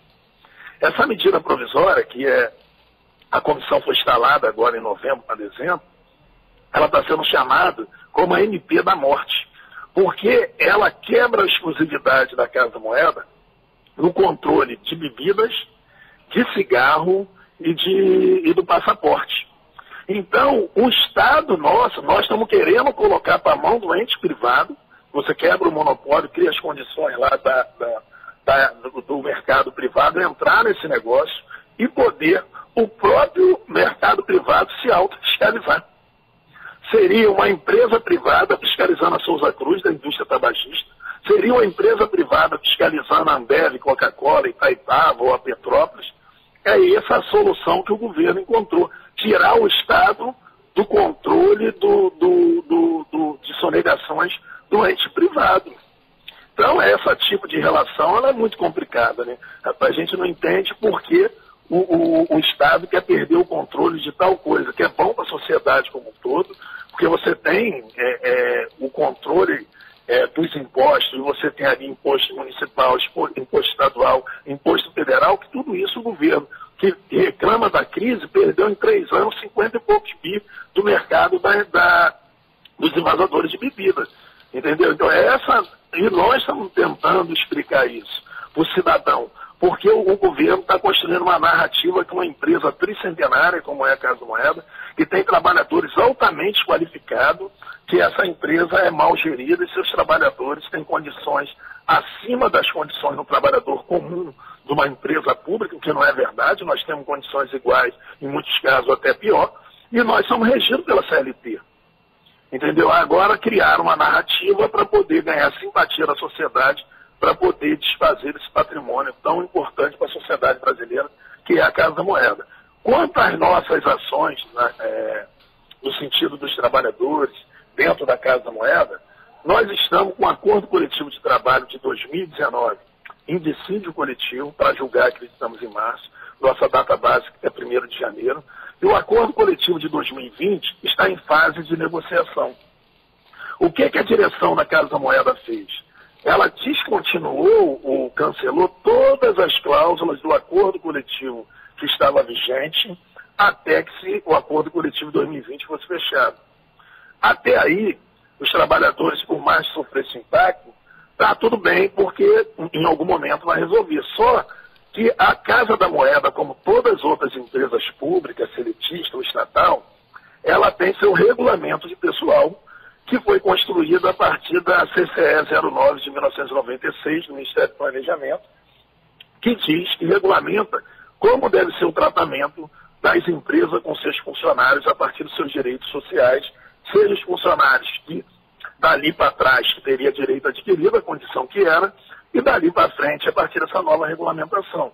Então a Casa da Moeda, pra você ter ideia, nós temos hoje, já foi um número muito maior, mais de 500 trabalhadores, que é oriundo dessa época, antes da resolução número 9, que tem o direito adquirido a ter o seu plano de saúde, puxado integralmente pela Casa da Moeda. E nós temos mais de 1.500 trabalhadores aproximadamente, que entrou posterior a essa data, que tem que pagar até 50% do plano de saúde. Por acordo coletivo, pagávamos 10%. Se o acordo coletivo cai, pode pagar até 50%. Mas os outros que têm direito adquirido, seja numa condição com acordo ou sem acordo, ele tem seu plano de saúde para si e seus dependentes custeado pela empresa, porque era fruto do direito adquirido, que está lá na resolução CCE 09 de 96, também está na CGPA 23, que regulamenta a questão do plano de saúde, preservado o direito adquirido. E a Casa da Moeda quer que esses trabalhadores do direito adquirido paguem para si e seus dependentes a integralidade do plano. Tem trabalhadores que não terá salário ou não terá condição de cuidar da sua saúde se preservar no plano.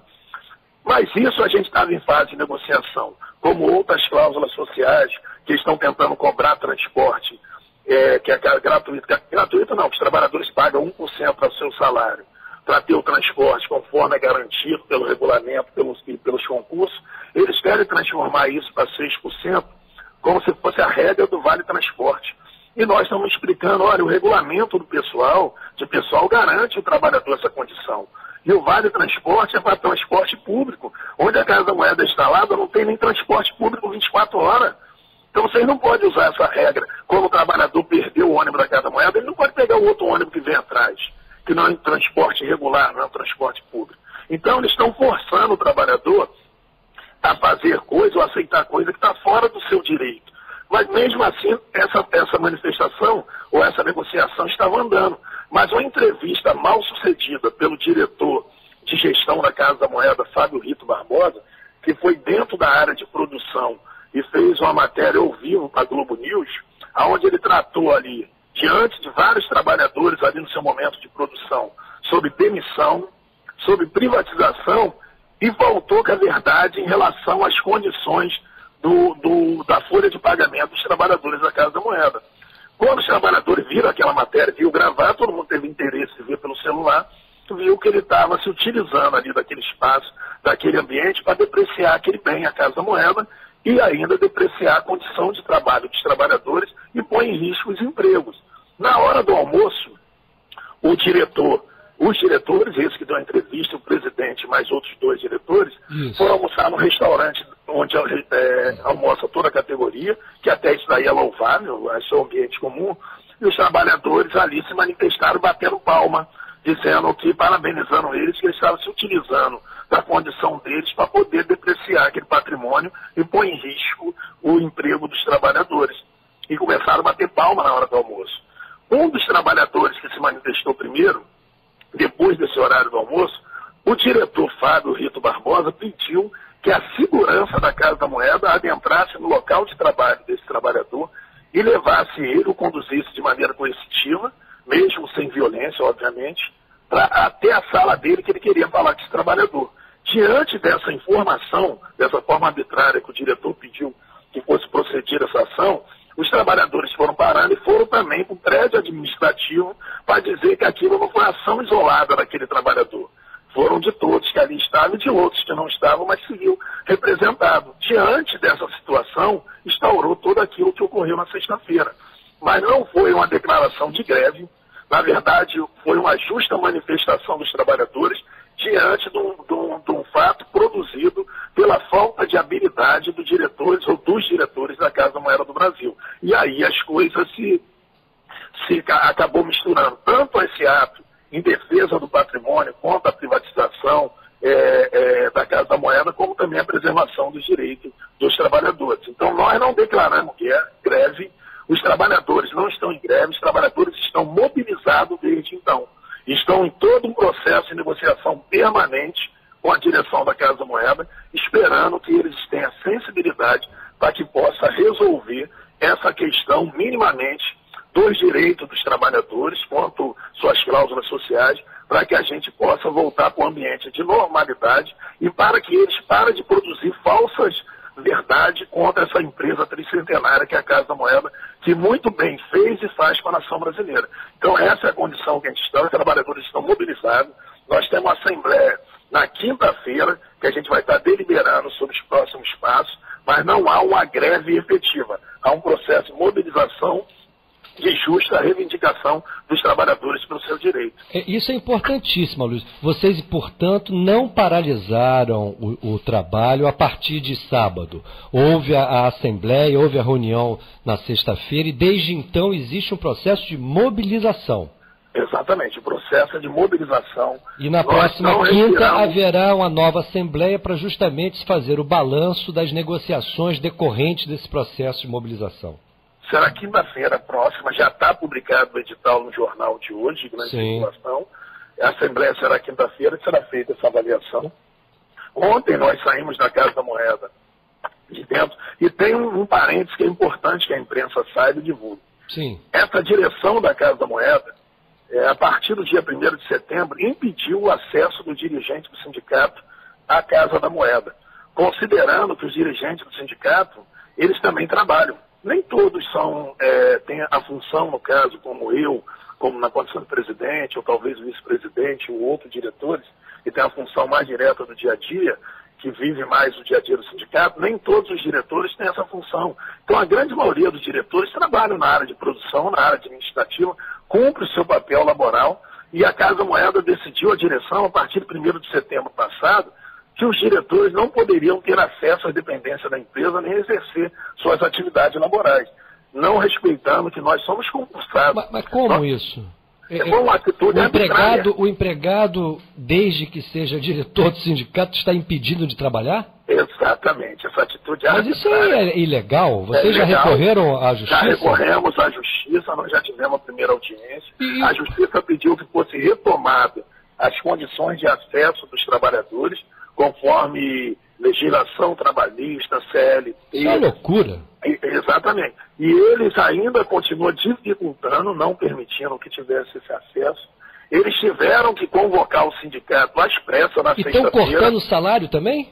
Não, de parte, eles estão colocando como parte desses diretores, eles colocam como licença sem remuneração. E nós não pedimos essa licença. Nós não queremos essa licença, nós não aceitamos essa licença porque ela agride a condição do direito de representação. Não, isso é completamente ilegal, criminoso. Exatamente. Eles não respeitaram a lei internacional de trabalho, da OIT, as nossas leis, nossa CLT, nada.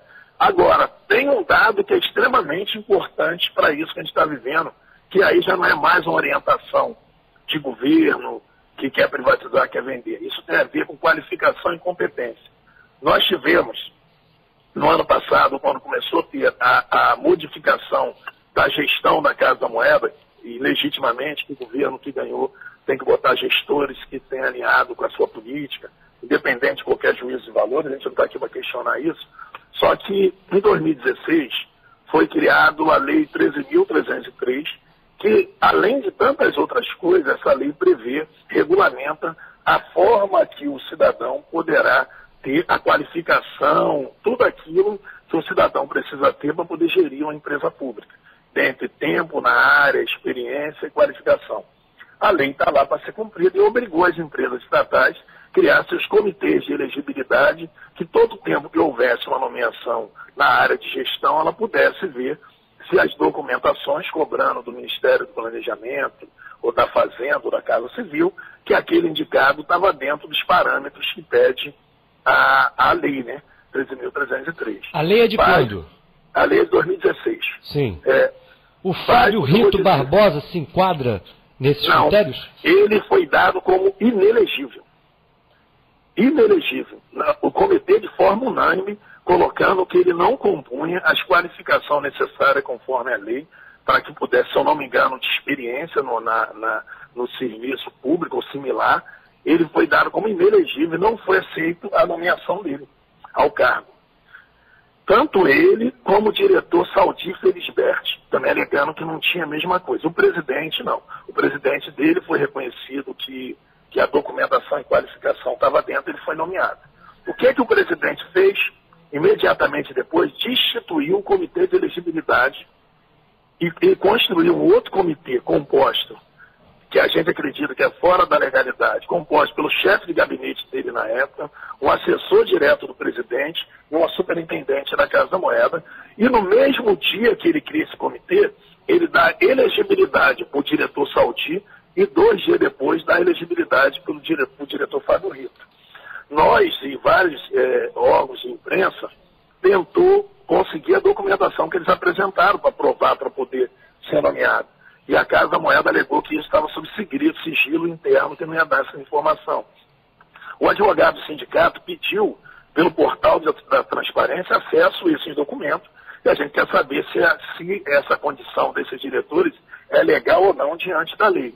Até agora nós não conseguimos, e é possível que durante essa semana o prazo da Casa da Moeda se esgotou para apresentar esses documentos, se é que ele existe. Uma coisa a gente tem certeza: eles não têm nenhum tipo de habilidade ou trato com a coisa pública. Eles não compreendem que as empresas públicas é regida por leis, por regulamento e por normas. Eles não têm nenhum tipo de habilidade para lidar com isso. E talvez seja isso o grande causador disso que a gente está vivendo agora dentro da Casa da Moeda. Não somente porque eles estão lá para cumprir a orientação de uma política de governo, que essa a gente está combatendo no campo certo. Nós conseguimos, sindicato, no Congresso Nacional, criar uma frente parlamentar em defesa da Casa da Moeda do Brasil, que tem quase 250 deputados que já assinaram, um número enorme de senadores que ela é mista, que já assinou, que faz um debate junto ao governo, junto ao nosso presidente da Câmara Federal, Rodrigo Maia, a importância da Casa da Moeda, desse patrimônio, para que ele não possa ser privatizado. Então, no campo político, essa discussão anda lá no Congresso, junto ao governo, a frente parlamentar está defendendo. Nós estamos presidindo a nossa frente parlamentar, o deputado Chico de Ângelo, do PDT do Rio de Janeiro, mas temos parlamentares de todos os campos da sociedade, seja dos partidos mais liberais, como o partido mais social-democrata, como o partido mais à esquerda, chamado como o PSOL, PT e outros, do PSDB, do próprio PSL. Nós temos vários deputados que apoiam em função da importância da Casa da Moeda da nossa luta, que não é uma coisa somente de uma tendência de visão da sociedade. Então nós estamos combatendo nesse campo, mas administrativamente nós estamos com muita dificuldade, porque eu creio que o fato de não estar dentro do que manda a lei, algumas nomeações, que pelo que parece, dentro da Casa da Moeda, e isso é um motivo que dificulta a relação, que eles não compreendem que a coisa é feita dentro do campo do direito, normas e regras, que acima da vontade do governo, você tem que respeitar a legislação. E parece que ele não tem muito trato com isso. E o resultado é o que está acontecendo dentro da Casa da Moeda do Brasil. Aloysio, muito obrigado pela essa importante entrevista. Parabéns aí pela capacidade de luta e capacidade de articulação. Vocês podem contar aqui, quando quiserem, com o nosso programa Faixa Livre, para expressar aí todos os passos aí dessa luta, que não é somente de vocês. É a luta pela preservação do Estado brasileiro, do nosso patrimônio e da nossa própria dignidade. Muito obrigado, um bom dia para você, um forte abraço. Tá, obrigado. Eu que agradeço aí, desejo aí que os ouvintes possam ter entendido a nossa justa reivindicação e a importância da Casa da Moeda do Brasil. É o Faixa Livre Só me resta agradecer essa oportunidade. Tá Não, bom? essa é a nossa obrigação, Aloysio. Obrigado. Um forte abraço para você. Obrigado, bom dia. Bom dia. Conversamos aqui com Aloysio Firmiano da Silva Júnior, presidente do Sindicato Nacional dos Bombeiros. Entrevista importante. E vamos encerrando nosso programa. O tempo, inclusive, já ultrapassou. Eu agradeço a audiência de vocês. E amanhã, às 8 horas da manhã, a gente se reencontra aqui mesmo na Rádio Bandeirantes, AM 1360, e mais uma edição do nosso programa Faixa Livre. Até lá. Aqui termina mais uma edição do Faixa Livre. Obrigado, ouvinte, você que participou. Obrigado a você que se limitou a nos ouvir. E até amanhã.